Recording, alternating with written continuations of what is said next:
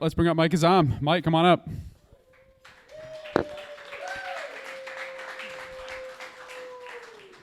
Thank you.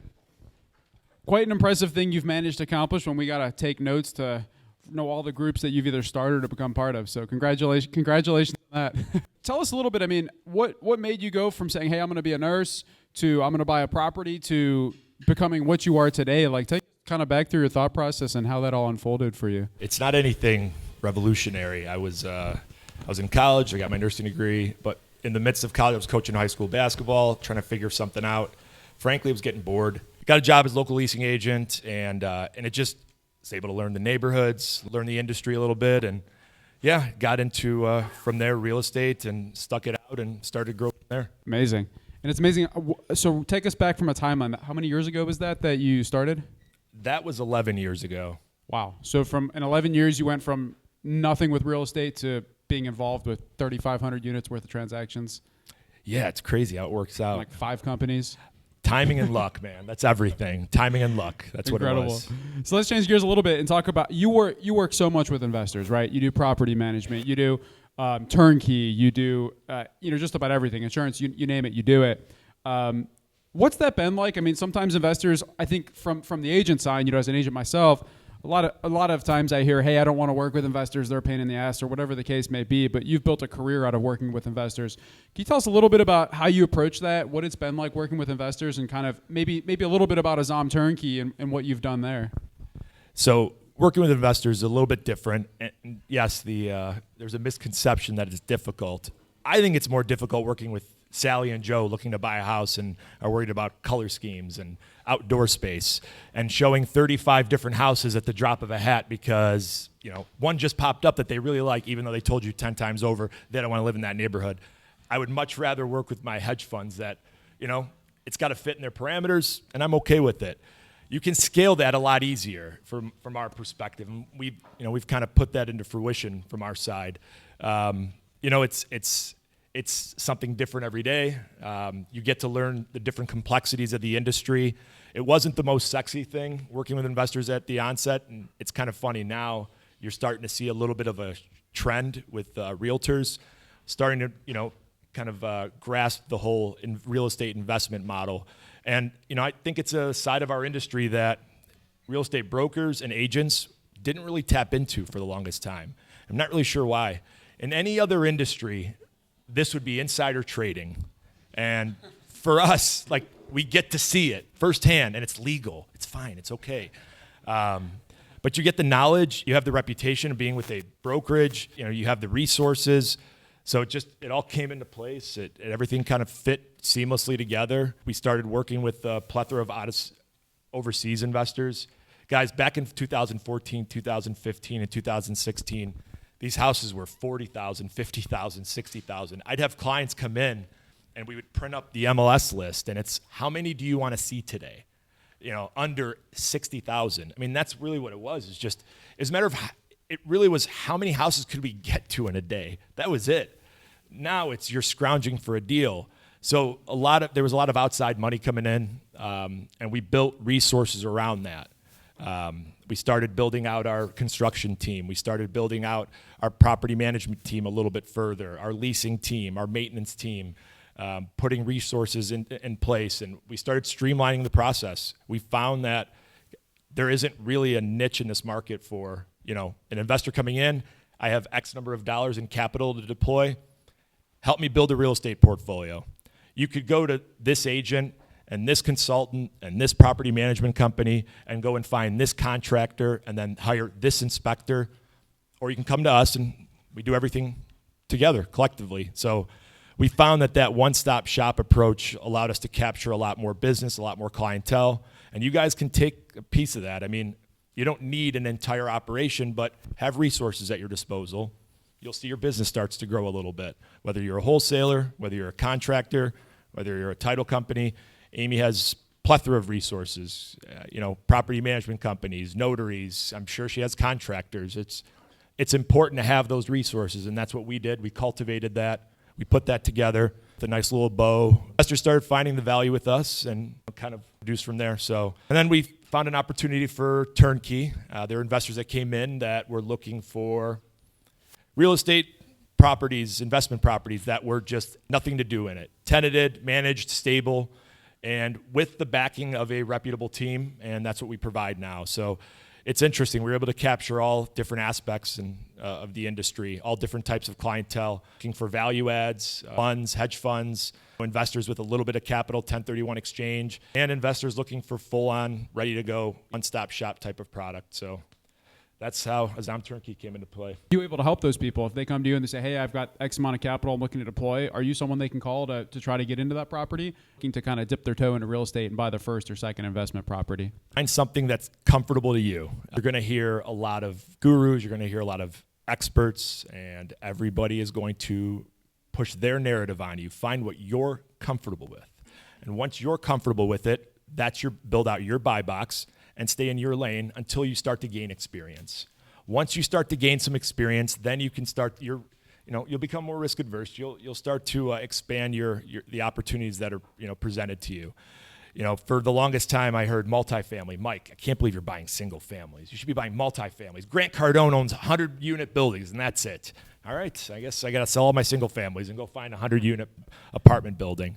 It didn't work for me. That wasn't what I was looking for. I was looking for a specific type of product, and it worked. Find what your product is, find what you're comfortable with, build out your buy box. Don't listen to the noise, and your business will grow. Your real estate portfolio will grow. Turnkey, is that something that's available to people in this room if they wanted to get involved too?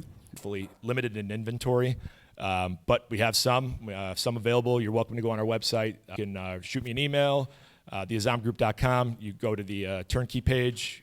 We've really expanded our inventory a little bit, but we've had an onslaught of deals get taken up, scooped up. Ryan down a deal in Parma today, turnkey. These are buyers really looking for specific type of product. So if you guys are looking for anything, you guys have clients, you guys know investors that are looking for a specific type of product, A, B class neighborhoods, tenanted, managed, fully renovated.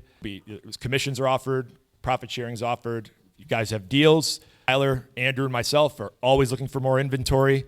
Profit shares offered in our flips, our turnkey flips. So, don't be shy.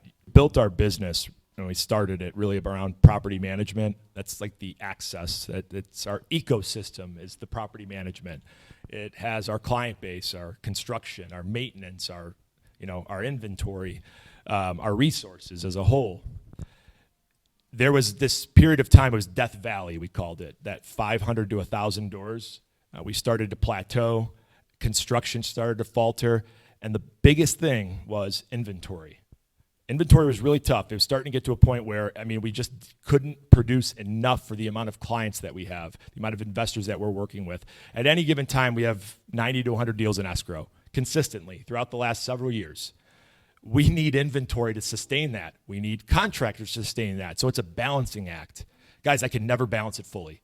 But that pendulum between clients, inventory, and properties, it's impossible. In construction, it was impossible. We had wholesaling ready to start. I had partners ready. We had everything situated. I met Andrew and Tyler, and it was a huge opportunity. A couple guys that similar trajectory, so it helped us sustain the inventory side, which allowed me to also focus on the construction side, building that out. So once we got past that valley, it allowed us to start to scale a little bit easier. I was able to start to add the acquisition arm to what we were, the part we were missing. I think we were at about 1,500 doors when I started working with Andrew on deals, and then it started to take fold from there. So it was challenging. It was tough. Contractors dipping out, inventory issues. If you have a client with a 1031 exchange and having a deadline on needing to spend his money, pressure starts to loom. So it was interesting. Finding what you want to do and just doing it and not worrying about people are saying, oh, you got to be in mobile home parks, or oh, you got to do Airbnbs. Because that's something that David and I fight every day. We're like, hey, we've got, we know Adam Craig and he's crushing it in commercial real estate, or other people who are multifamily. And the returns look so good. It's so hard not to go try to do that. But our expertise is in single family and small multifamily like you. And we know that business model. We're able to grow it. We have the right resources, and we have to continually refocus ourselves to say, even if something else out there seems sexier, like when you've got a business model and you know it well, build that first and then worry about that later. But hearing you say that, I think that's something we still struggle with daily, and having to kind of rein ourselves back in. And so I think it's really true for everyone in the room. Like, don't worry about the one person on Instagram who said that the way to make $1 billion is to go buy mobile home parks or whatever. You can do it just as well if you're just patient and you just learn how to buy a single family and then a second one and a third one and a fourth one and go from there. Guys, it snowballs very quickly. In a positive way. And it's not the sexiest thing going and buying a 3-bedroom bungalow. I get it. That's not what they're posting about on TikTok and IG. I get it. But that's where you start to build wealth. That's when you start to get some momentum. That's when there's some positive momentum. Your portfolio starts to build very quickly. I was telling David, the first couple houses I bought were all at the sheriff's auction. Guys, it was petrifying. Walking up to that's how I spent my weekends in my early 20s, is driving around the county looking at the list. That list, it was crazy. But walking up to as you're winning the bid and handing him a cashier's check and just shaking, for a 3-bedroom bungalow. It's wild. And you hear these gurus on TikTok and they're walking around their 100-unit buildings. It's not real. But after that first one, it became so easy. 14, 15, 16, I started to build, that portfolio started to grow. In 17, portfolio started to grow. We hit 1,000 doors, 1,200 doors, 1,300 doors. And, at that point, you start to see this is working. And the biggest thing with that buy box, very particular, sometimes stubborn. I've had competitors call us snobs, and you know what? I'm okay with that. I have a specific product, specific expectations with our inventory, with our contractors, with our service, with our transactions, with our listings. And that helps us continue on. That helps us maintain a presence, a standard. I see guys and they're just dabbling in all of these different goals and dabbling in all this certain criteria. They're working in this box and they're working in this box. Stick to what stick to what works, build a business around that, and you'll see some positive momentum, as I mentioned. What's something, you've accomplished so much in a relatively short amount of time. It's probably hard to look at that career and say, and find anything to pick apart, but what's something that you would do differently if knowing everything you know now, if you were going to go back and rebuild what you have today? This one's probably not as sophisticated, but guys, social media, I probably would have started that a little bit sooner. I was adamant that it wasn't that important. That's been the biggest change in our industry. And I could argue it started around COVID, is just how mainstream real estate investing is now. It's everywhere. Bigger Pockets was a huge catalyst for that. Everybody talking, what do you do? Where do you invest? Who do you work with? The pros, cons, horror stories, achievements. TikTok, IG, Facebook, podcasts, Spotify, wherever you go, it's real estate investing. Kind of sheltered away from that a little bit. We were prideful on execution, word of mouth, our reputation, and it worked. I think we'd be double where we're at right now. And it's starting to work. We've picked up momentum on it. Guys, any video I put out, I have multiple offers. It's bonkers. Really? Photos, great, and explanation, and all of the beautiful renovations we detail out. The best pro forma, it doesn't matter until they see a freaking video. And after that, our subscribers started going up, our following started going up, and I think that's been a huge part of it. And I just, there are guys that they took advantage of that at the early onset. They're pioneers. There's local guys here. You see it reflect in how their business operates. They're not as big as we are, modestly speaking, but it allowed them to work a little more efficiently, a little faster, a little easier. So I just think that that's an important thing here, even not even necessarily from a growth standpoint, but from a personal growth, I guess, aspect. Pick up what's working. You're able to pick up from different peers and colleagues and competitors, resources, find, what's worked, what hasn't, learn some things. And social media has been a catalyst for that. Power of leverage, I think, is the other one. I had a lot of my portfolio was just fully liquid. I started finding the value in buying these houses for 40 and 50,000 years ago. So it's just tough when you look at it and you're like, I could refinance it at 180, or I just continue to cash flow it. But finding how it gives you the ability to scale. You can scale with limited capital. Finding the power of crowdfunding, we'll call it. It's impressive. We've been able to scale our turnkey business, our flips, with bringing in outside investors and investors in different states, different countries. It's a big part of how we've been able to get to where we're at. Fund That Flip was a huge catalyst for that. We've been connecting them with a lot of our client base. We've used them on several of our flips. And it's just, they're easy to work with. Guys, it's significantly easier than going even the conventional route. So, you'd be surprised, you throw a deal at them, and to be able to limit your out-of-pocket capital in terms of purchase and renovations, keep it streamlined, still be able to stay aggressive in terms of what you're offering, that's extremely advantageous. So it's something that I think a few years ago I should have capitalized on a little bit quicker. We're rolling now with it, and I'm excited to see what's going to happen in the future. You've been roughly 10 years to go from zero to where you are now, a bunch of companies, thousands of units that you've turned. Where do you see yourself going in the next 5 to 10 years? What's, you've achieved this much. Where are you pushing the goals or the objectives out there in the future? We really want to grow our network by providing a little bit more coaching. We have very big plans over at Capital Growth Group. We're planning an opportunity for people to come in and get into our system, our academy, so to speak, and that's going to be a big step for us. We're really excited. I'm really excited about it. I used to coach high school basketball. I coached at CYO level. I mean, it's something I enjoy doing. I enjoy teaching, coaching, mentoring, and this is going to allow us the opportunity to do so. So over the next 5 years, I believe, fairly confident based on our resume here, is we're going to see this take off. We're going to be able to take what we know, our experiences, our expertise, our resources, and help build everyone else's real estate career. Amazing. So if anyone here wants to be part of that, they reach out to you. Who do they reach out to if they would love to be in your mentorship program? Andrew Dunn does a lot of our recruiting. If you guys are looking for an opportunity to get in, discuss, chat, how we can help, please don't hesitate to reach out to him. He'll stick around here if you guys want to reach out to Andrew at capitalgrowthgroup.com. That was the biggest slip up ever. But, please don't hesitate to reach out. Even if you just have questions, we'll be able to help steer you in the right direction. We will if we are the ones that are sourcing the deal. It has to be under our umbrella. It has to be under our terms. Because of the relationship and the dynamic between sales and management, we want quality properties. Otherwise, it's going to be a drain of our resources.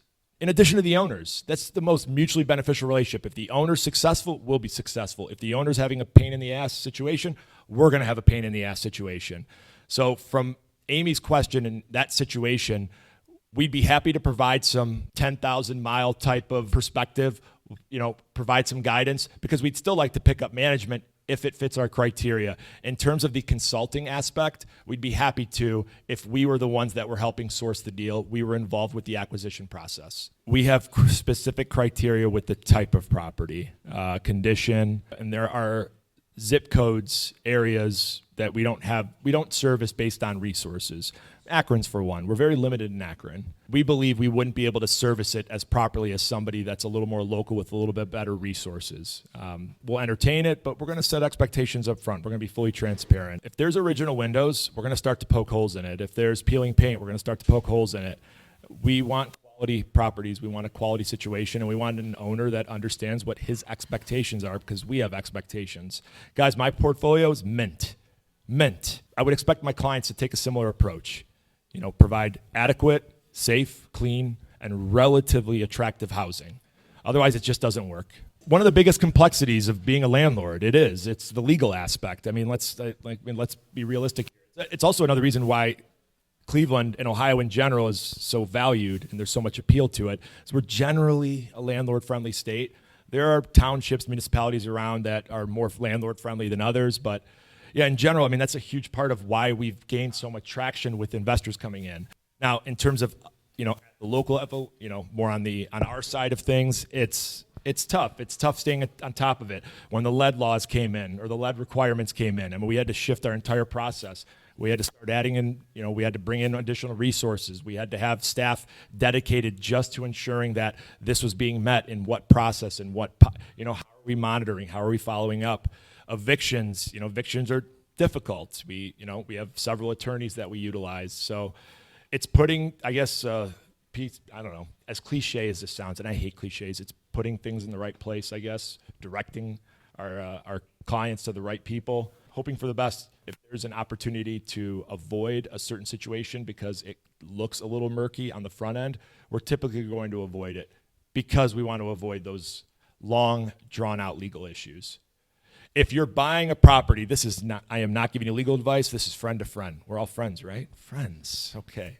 This is why I expect estoppels in any deal that I'm doing. I want to ensure I have everything in place. Otherwise, I'm going to have those long, drawn-out legal issues. I want to ensure I have leases. Otherwise, I'm going to have those long, drawn-out legal issues. So, those are some of the things that I want to prevent up front by just being prepared. Let's break it down between acquisition and disposition. I'd say we have roughly, It's probably 55-45 acquisition to disposition. Turnkey, we have 7 or 8 turnkey properties in escrow right now. I'd say off market, that's the majority is the off market side. I mean, it's tough. 70% of our acquisition right now is off market. So, but the turnkey, it's never going to dominate the number of doors or the volume because it's a little more of a slow cooker, as I'm sure you guys know. Look, it's already rather up and coming. It's not like it's completely hidden. I don't know if there's any hidden neighborhoods. I really like the Larchmere neighborhood. It's smaller, but conveniently located. It's next to Shaker, close to Cleveland Heights, close to the corridor. It's one of those like little trendy pockets that's right in the perfect location. We're definitely vertical. That was a goal, but it didn't happen overnight. Before Capital Growth Group, I was working with 25 different wholesalers, different title companies, different inspectors, different contractors. So we're always looking to grow our network. Just because you're not in our ecosystem currently doesn't mean that I don't have open doors here. We have open borders here at Remax Haven Property Management, okay? Globalism. So we want to provide value. We want to grow our relationships. That's going to help us grow. It's going to help us grow our ecosystem. I'm not intending to sound cliche. That's the real truth there. Guys, we have clients in 19 different countries, 40 plus different states, different time zones, different backgrounds, different ethnicities. And I have a client in he's 60, 70 houses in Hong Kong. I'm in a group text right now with a client in Argentina that's looking to buy a house. It's crazy. A couple clients in Israel and France, and Gus is working with an entire group from France listing their houses. I'm sure you guys are not shy to it and see the reach that we have in Cleveland. Little Cleveland, huge reach globally. The leadership aspect, I'd like to say the patience, but I'm still working on that. That's been a big part of it. Just learning to prioritize, compartmentalize certain aspects of the deals. I've noticed I enjoy it. I think that's a big part of what's kept me going. So, yeah, that's certainly translated.